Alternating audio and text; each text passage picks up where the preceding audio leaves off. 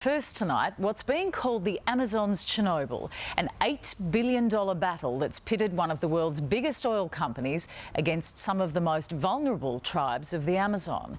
In one corner is Chevron, the second largest oil company in America with huge plans for Australia.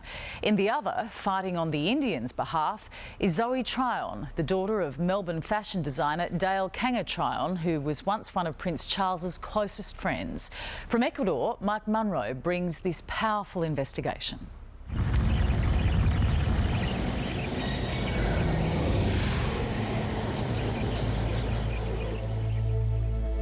The children of the Amazon see the disaster this way. And what's this? Petróleo. So this is petrol, this is crude. And the fish? Crude oil. This is why these fish are dead, because of the crude oil in the river. ¿Qué es este? This is another river? We've come to the headwaters of the Amazon, to a village in Ecuador, to find Big Oil's dirty secret. And it's an ugly legacy. Thousands of square kilometres of the greatest jungle on Earth contaminated by decades of toxic oil waste. That is crude, have a smell. Oh, that is foul. That is just disgusting. No wonder people are dying. And we're with one woman who's determined to make one of the biggest companies in the world pay for what's been done. Her name is Zoe Tryon, and what we find is overwhelming. It's an environmental disaster the US oil giant Chevron is accused of washing its hands of. We have a strict quarantine system to protect the integrity of the environment. But while Chevron is advertising its environmental credentials in Australia, in the Amazon, it's fighting hardball to avoid paying billions to clean up this toxic catastrophe. We will fight until hell freezes over and then fight it out on the ice. Correct. How arrogant is that? It's not arrogant. That's determination to not be extorted. It's still all just about money and profits for you. Of course not. It's like a child having a tantrum. They're not getting what they want. They're not being able to pressurize people. And so therefore they're saying that the whole country is corrupt. This is northeastern Ecuador. The water that runs from the jungle here feeds the Amazon River, a fragile ecosystem that also holds an enormous wealth of oil. In the 1960s, Texaco moved in. Venture a winding and dangerous path to the jungles of South America. Then, if the odds look good, take the glorious gamble and drill. Texaco, together with Ecuador's national oil company Petroecuador, extracted hundreds of millions of barrels of oil. They left a legacy of devastation. Billions of litres of toxic waste dumped in open pits.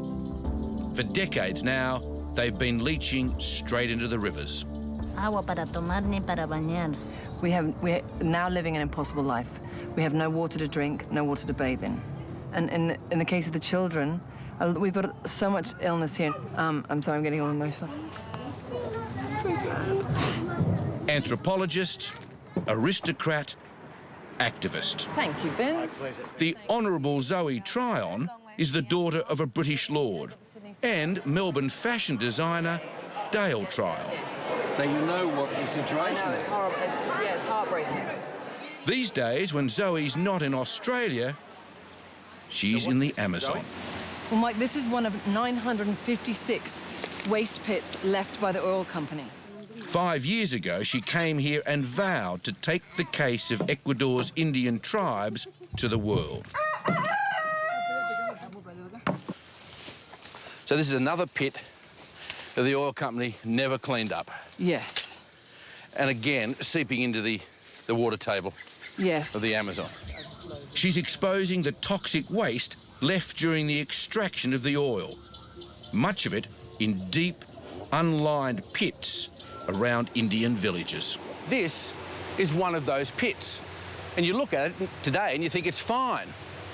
But dig a little deeper and you realise that they are nothing but big lakes of crude oil up to 3 metres deep. I'll just show you quite how deep it is. It's pretty deep. And of course, these pits, right now, leaking into the Amazon water basin. Exactly. These are unlined pits. There's nothing stopping the water seeping down into the groundwater. What was once pristine, full of wildlife and beauty, has been left for decades in a state of oil-soaked decay. And you don't have to travel far to see the impact on the lives of the people who live around the pits. What's the state of this river? Well, until 1986, they were dumping toxic waters straight into this river. And so this water is contaminated. Yeah. Yeah. She said, we know that it's contaminated, but what else can we do? We don't have anywhere else to go. The contamination runs deep and wide. The oil company just covered it with tree trunks and topsoil. And these people bought the land? These people bought the land. It cost them a year's salary. And they were told by the company it was absolutely fine to live here, that they'd remediated and cleaned the land. But as you'll see, it certainly wasn't. Mercedes, hola. ¿Cómo estás tú? Bien, mamá, gracias. Mercedes' parents bought this land when she was a little girl. Buenos dias. Buenos dias, Mercedes. And then, if you see what we've got here. Oh yeah, God. So at this stage, it's like plasticine. Yeah. God, geez, it smells like filling up your tank. It smells like as if you're right at the pump. Yeah. That is just disgusting.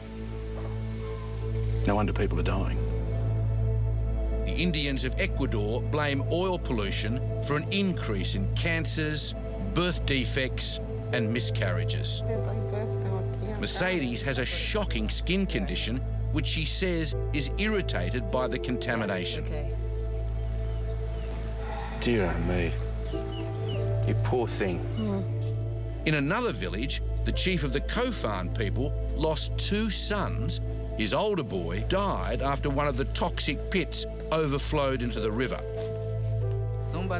And when he was 3, he would go bathe with his mother. Then after drinking the water from the river, and that caused him to vomit, got really sick, and passed away.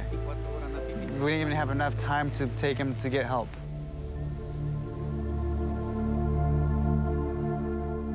The Cofan was once a tribe of 5,000. Today, there are only 400. Before the contamination, they hunted in the forest and fished in the river. Now, they're forced to buy food in a nearby town. This oil and this waste is contaminating the water and the land and the indigenous livelihoods, which they get everything they need from the forest. It's their pharmacy, it's their supermarket, it's everything. It's their hardware store. And this is all contaminated. Pinning down just who will pay for this environmental disaster is at the heart of an 18-year-long court battle. In 1993, the Cofan and other Indians filed a lawsuit against Texaco in the United States seeking compensation. Texaco argued the trial had to be heard in Ecuador. By the time it was moved, Texaco had a new owner, Chevron.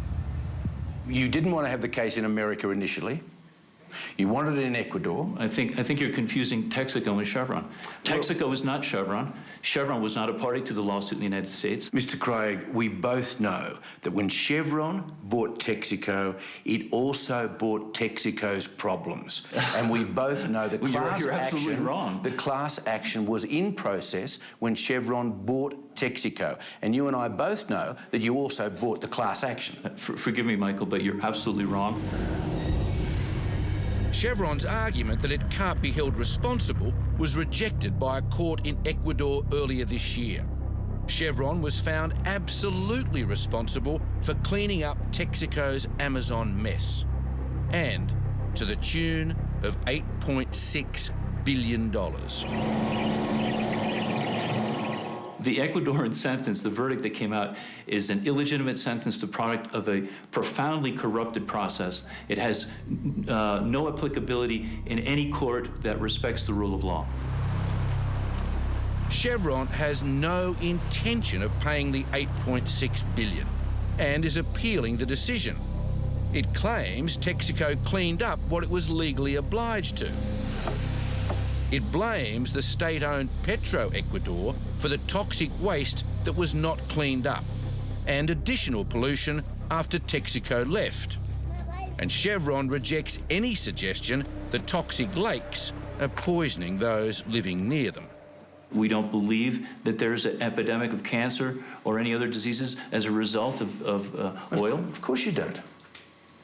Of course you don't. The science doesn't bear it out, so No. we wouldn't believe it, no. You're not going to believe it anyway, because you're going to not pay until hell freezes over, aren't you? Well, we intend to fight this lawsuit as long as it takes. And then you're going to fight it on the ice. If that's required, yes. Yeah. We're now flying 200 kilometres south of the contaminated land to a village that did resist and continues to resist big oil. Here we are in the village of Sariaku in the Kichwa territory. And now we are in the heart of the Amazon. Wow, this is unbelievable, isn't it? Hola, hola, Sabine. Hola, hola. Hello, Michael. For me, this is paradise. It really is. This is pristine primary Amazon rainforest.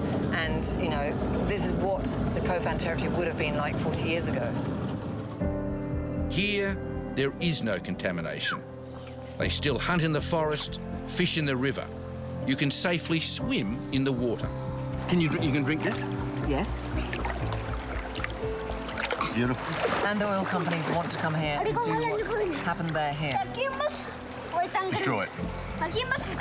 Uno, dos, tres. Chevron is the second largest oil company in the United States. And now, Chevron is expanding operations into Australia's wilderness. Massive gas projects in the Pilbara and this $25 billion venture on the seabed off Western Australia's Kimberley coastline, right on a migration route for humpback whales and home to turtles and dolphins. How can we trust you with our land and our Indigenous people when you've done this here in the Amazon? Wherever Chevron operates in the world, it's going to comply with the highest environmental standards, the best practices, and it's a company that has a lot of respect for these things. So, really? I mean, forgive me if I just don't get that. Well, you know, that's your opinion. Should we trust them? I'd say absolutely not. Mike Munro reporting, and on our website you can read more about this story, including additional documents supplied by Chevron.